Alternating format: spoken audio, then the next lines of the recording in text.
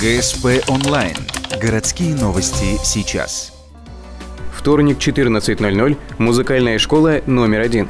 С 1 апреля начинается прием документов для поступления в 1 класс. Набор ведется на 4 отделения – фортепианное, хоровое, народное и оркестровое.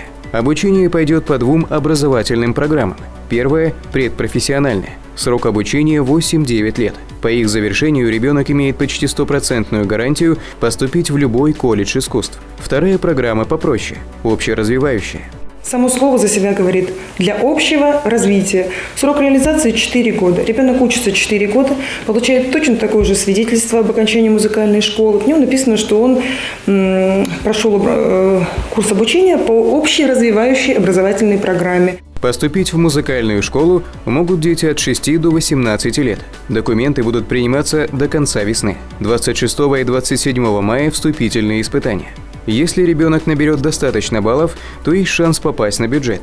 1 июня выйдет приказ о зачислении. Однако для тех, кто опоздал, в августе проведут дополнительный набор. Занятия начнутся в сентябре.